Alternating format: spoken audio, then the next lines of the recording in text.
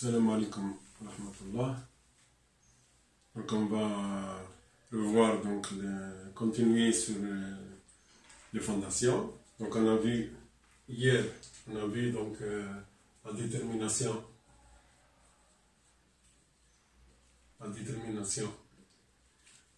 de A et B, c'est-à-dire la surface de la fondation. On a vu que S fondation devait être supérieur ou égal à N service sur sigma sol admissible. Et on a vu donc la détermination de A et B reste toujours insuffisante parce qu'on a dit qu'une fondation, donc c'est vrai, elle a des dimensions en plan, A, B, mais aussi elle a une épaisseur que je dois aussi déterminer H. Et on a dit que H en général, la hauteur H, donc il fallait qu'elle réponde à deux paramètres, le paramètre de rigidité, pour l'uniforme, pour avoir des contraintes sigma sol uniforme, ce qui est bien, et le deuxième paramètre, c'est le poinçonnement.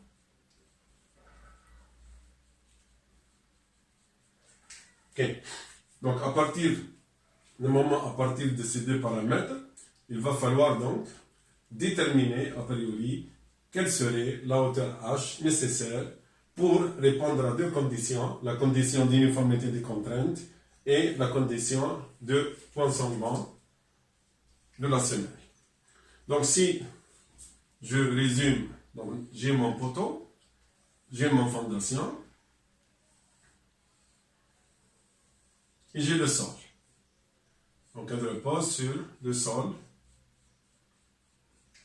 défini par le laboratoire. Donc généralement nous avons l'effort ramené par le poteau, que sera distribué donc au niveau de toute la section du poteau. Ok? Et il va aller vers le sol. Cet effort-là va encore être distribué par le biais de cette fondation vers le sol. Et on avait dit que de préférence, il fallait chercher à avoir quelque chose d'uniforme sous l'hypothèse de calcul de la section. Dans l'hypothèse de calcul de section, on a pris donc la contrainte du sol, elle est uniforme. Donc, je chercherai toujours à être en conformité avec les hypothèses que j'ai posées. Et pour avoir une uniformité de contrainte, il est important, il est essentiel d'avoir donc une rigidité suffisante de la flexion vis-à-vis de la fondation vis-à-vis de la flexion. Donc, maintenant, on va jouer sur le paramètre H. Donc, en général, cette distribution, l'effort ici, N service, ne va pas passer directement vers le sol. Il va se répartir. Comment il va se répartir en général? Il va se répartir donc sous la forme de ce qu'on appelle des bielles de compression. Donc, c'est des bielles de compression. Ici, c'est tout droit. Et là, donc, c'est une répartition. Et c'est pour cela qu'on peut supposer que toute la fondation, donc, elle est soumise à la compression par rapport au sol. Cette répartition de la compression ramenée par l'effort de compression, c'est ce qu'on appelle donc une zone par exemple ici, cette zone-là, cette zone qui transmet l'effort vers la semelle, c'est ce qu'on appelle les bielles. Bielles de compression.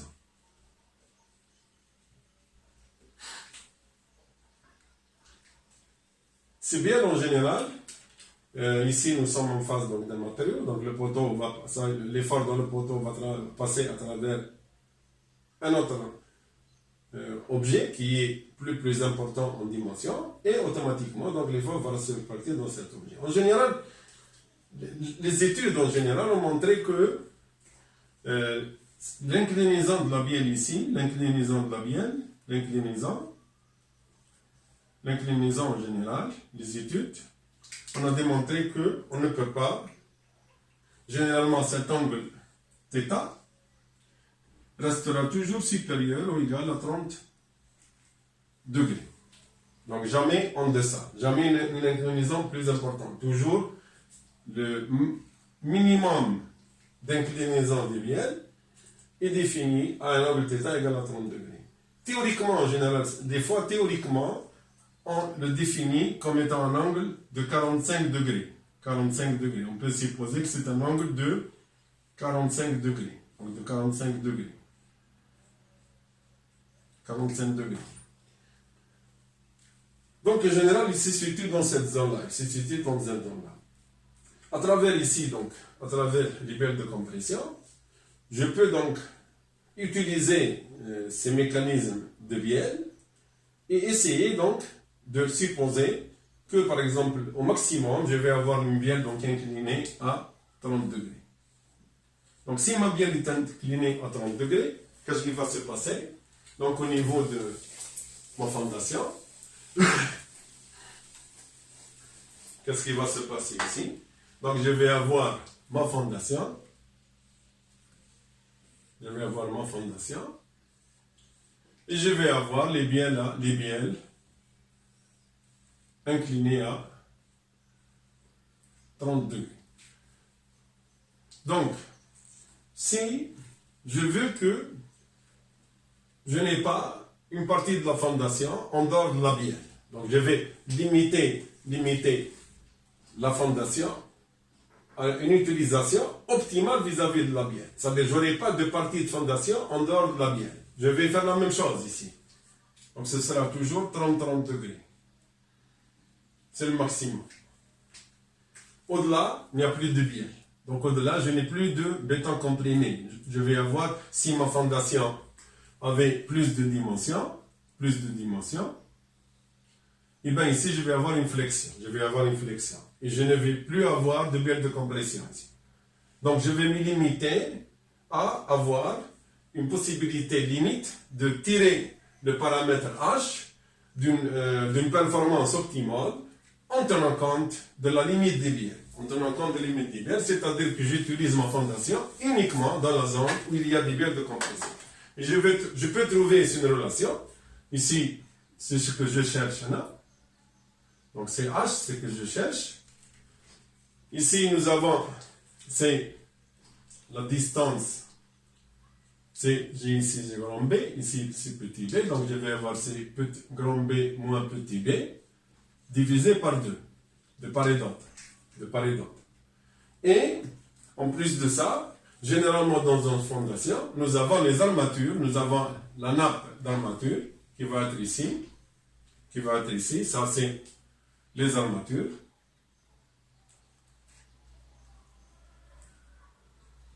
Et je vais voir donc ce qu'on appelle maintenant la hauteur utile. La hauteur utile D, parce que en dessous de l'armature, en général, le béton ici, le béton dans cette zone-là, il n'a pas un aspect de résistance. Généralement, c'est une couverture. Premièrement, pour protéger l'armature contre la corrosion vis-à-vis du sol, vis-à-vis du milieu extérieur. Et deuxièmement, pour permettre donc d'adhérer, pour que l'armature puisse travailler correctement. Donc, deux choses à la fois. Donc, en général, on définit la hauteur utile D parce que c'est la hauteur de fonctionnement du béton. En deçà de D, le béton ne travaille pas. Donc, que ce soit ici pour les fondations, que ce soit pour les poutres, c'est le même principe. On prend en considération que la hauteur D. Donc, c'est pour ça que ce n'est pas la peine d'augmenter l'enrobage parce qu'il n'a aucun rôle. C'est un point en surplus. Donc, on se limite à un minimum d'enrobage défini réglementaire. Ici, donc, nous sommes avec ce fonctionnement-là. Et bien, je peux, si je peux ranger ici au maximum, donc je peux ici, trouver une relation entre D et H. Je pourrais donc écrire que, puisqu'ici c'est 30 degrés, donc je pourrais écrire la tangente. Donc j'aurai tangente 30 degrés, c'est égal à quoi? C'est égal à D. c'est égal à D, sur B moins B sur 2, sur B moins B sur 2. Donc c'est égal à 2D sur B moins B. Et on avait dit que il faut que l'angle soit supérieur à 30 degrés. Tangente, en général, tangente 30 degrés, c'est égal à 0,557. Tangente, c'est égal à tangente 30 degrés. 30 degrés. Dans la bibliographie en général, et par simplification, en rajoutant un peu vis-à-vis de D, l'angle augmente vis-à-vis de D. Donc si je ramène cet angle à D, donc je peux avoir un angle beaucoup plus important. Beaucoup plus important. Et je peux, et tout ce qui a été écrit en général dans la bibliographie, on prendra tangente θ et l'angle de la bielle égale à 0,5, c'est-à-dire égal à 1,5. Et je pourrais donc écrire quoi? Donc j'aurai 2D sur B moins B égale à 1,5.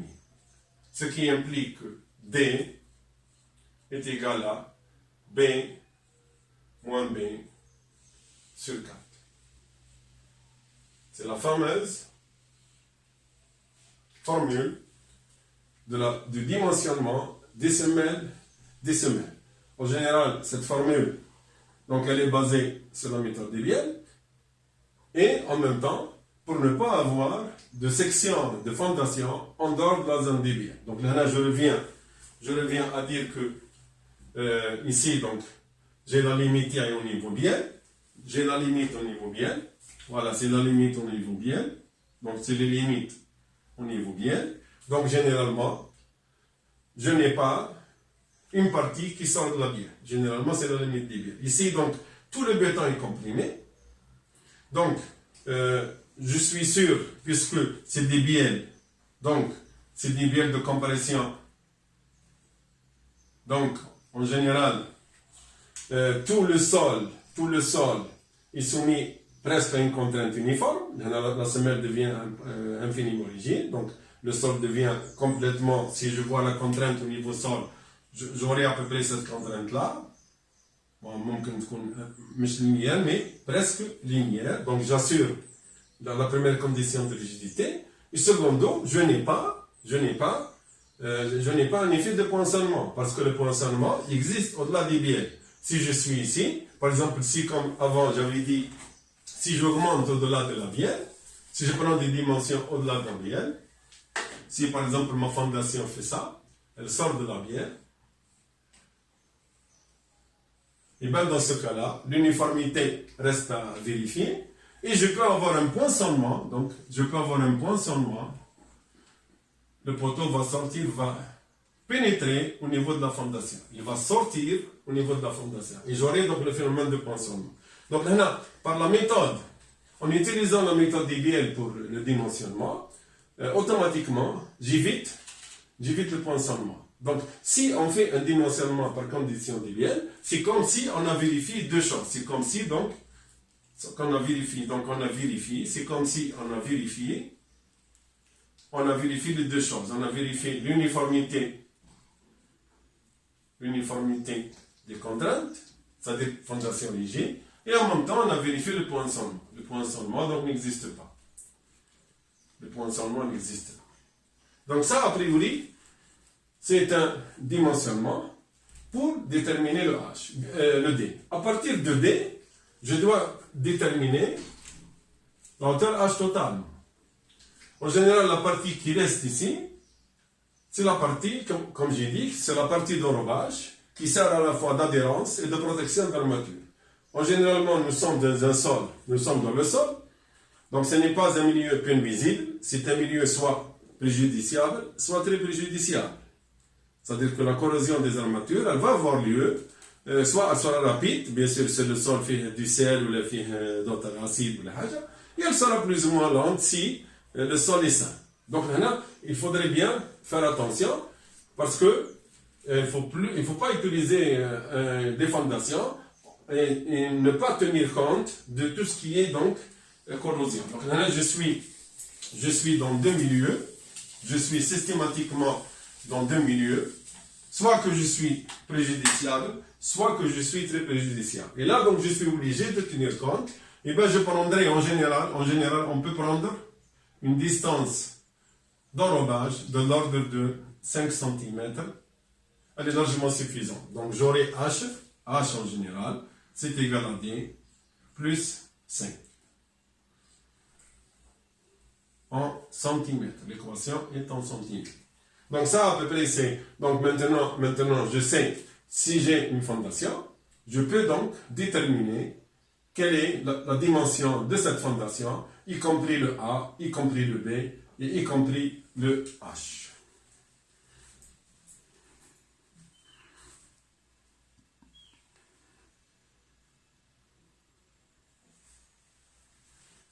Je vais maintenant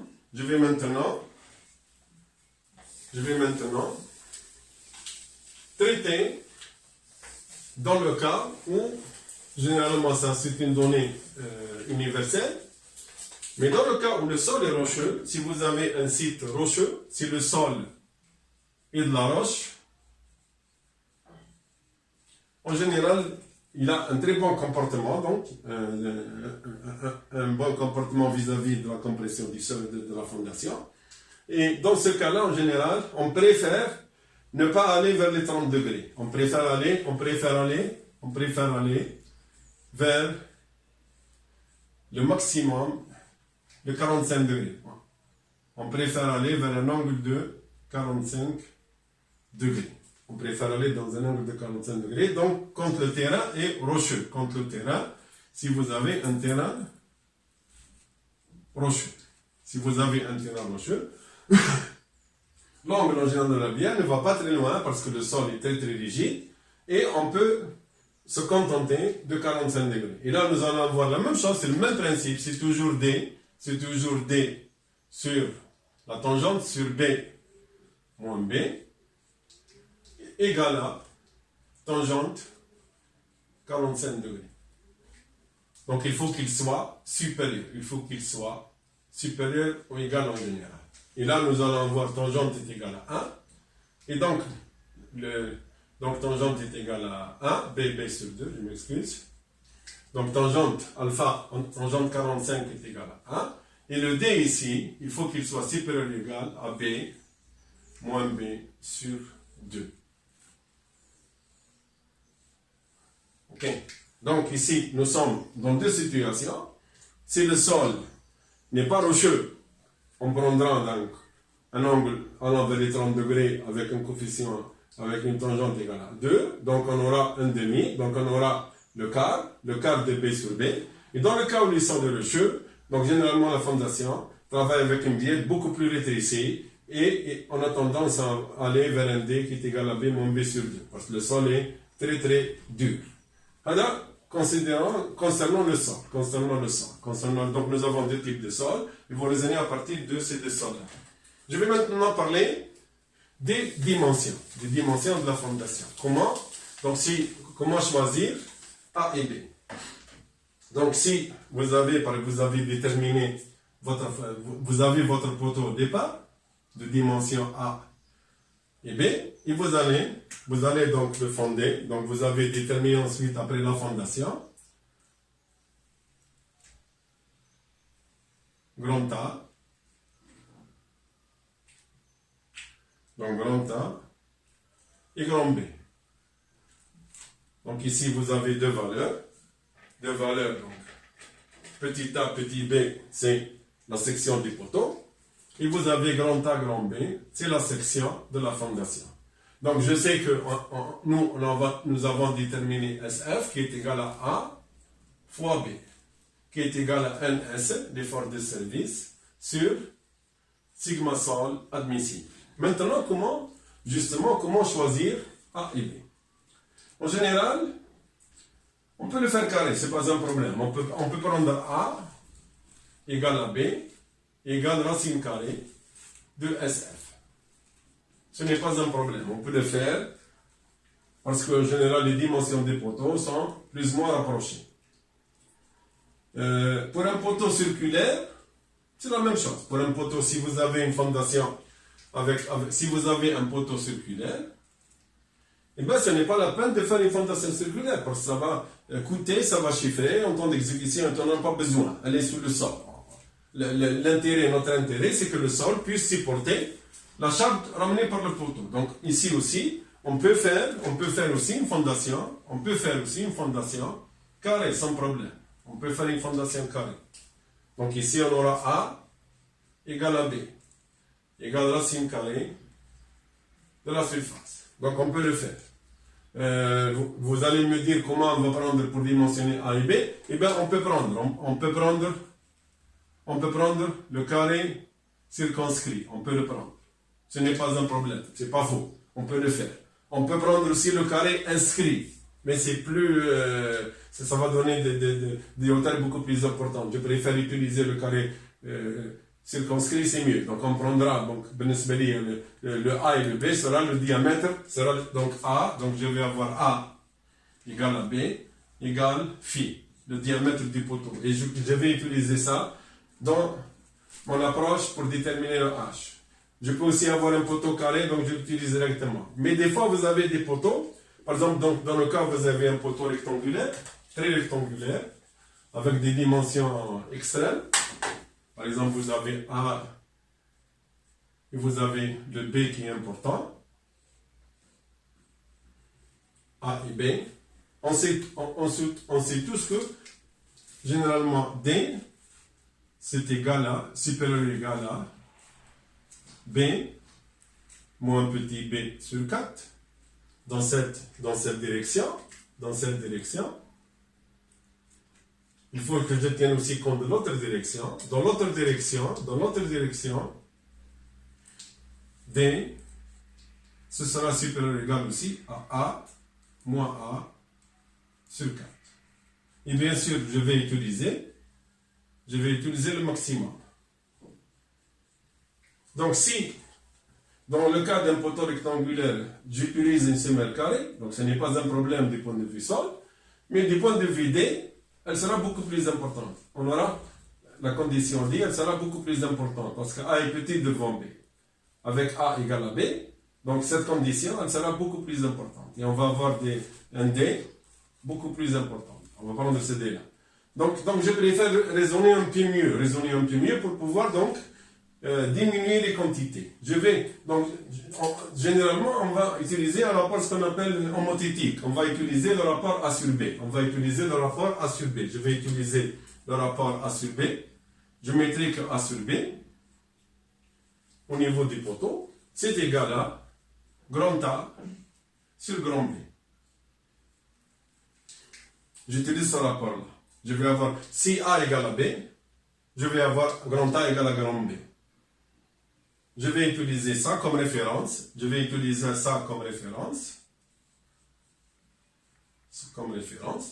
Et je vais de cette formule, donc A fois B, donc de cette formule, A fois B est égal à sur sigma S.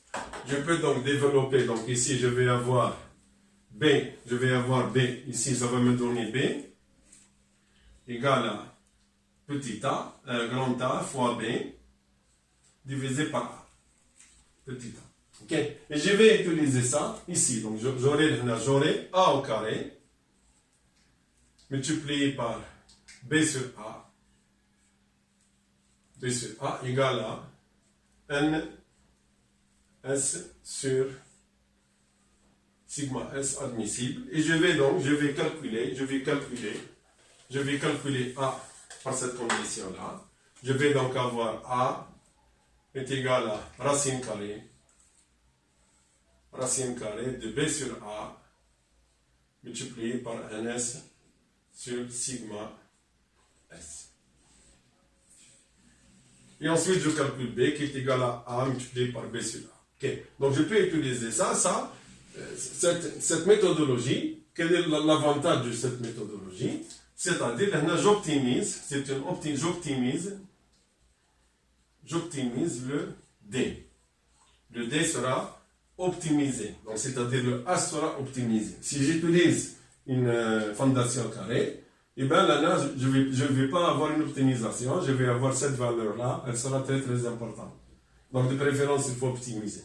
Alors, donc, au niveau de tout ce qui est donc dimensionnement, conception, le choix des paramètres et aboutir à donc une connaissance totale. Un dernier point qui va rester, un dernier point en général, un dernier point, bien sûr que je vais en parler parce que ça va aussi, il va servir aussi d'économie, il va servir d'économie. Si je reviens vers ma fondation, donc j'ai une fondation avec poteau, donc ensuite j'ai la fondation.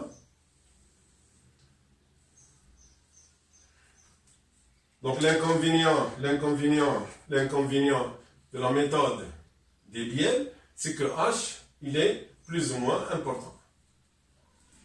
H est important. Donc, mais il me permet donc de résoudre les deux problèmes à la fois. Il me permet de résoudre le problème de la rigidité et de l'uniformité des contraintes.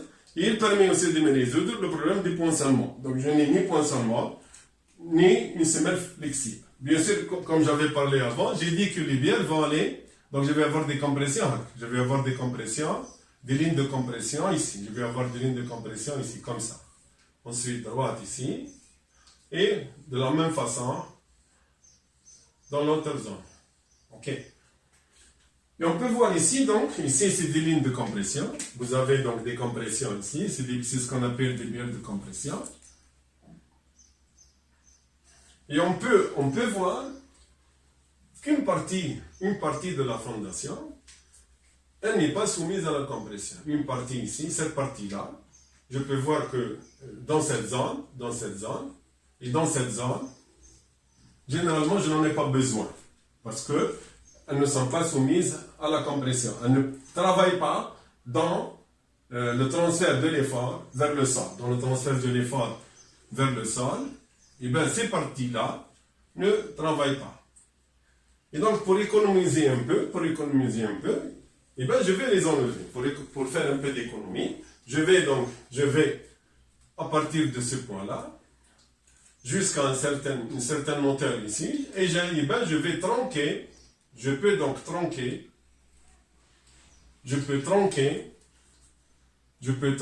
ma semelle.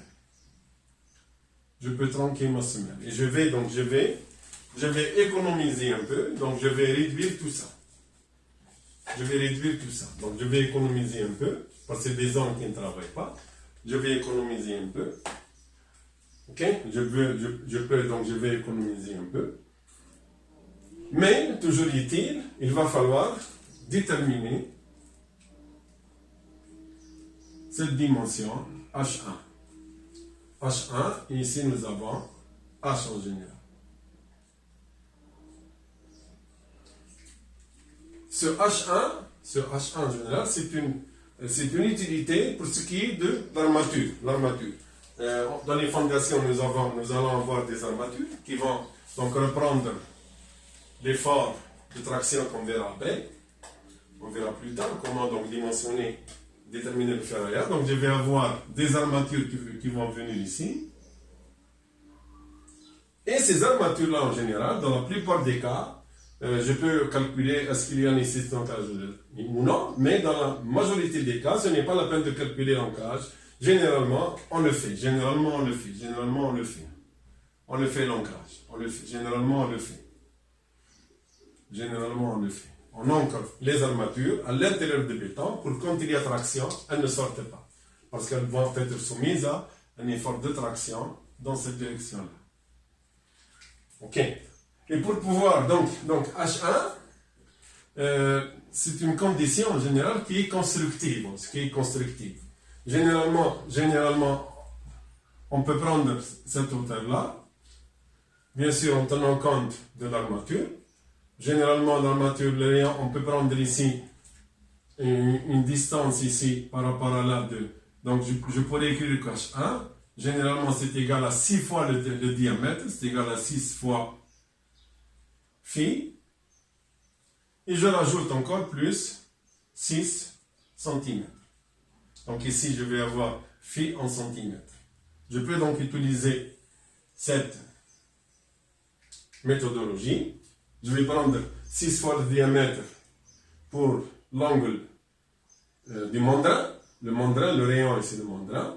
Donc je vais avoir 3 phi et 3 phi. Et plus encore 6 cm pour pouvoir donc l'utiliser à sa grandeur-là. Donc ça, je peux. Bon, a priori, vous allez me dire qu'on ne connaît pas le diamètre. Eh bien, on peut le faire à la fin. Après avoir déterminé, après avoir ce troncage, donc cet enlèvement de matière, donc l'enlèvement de matière,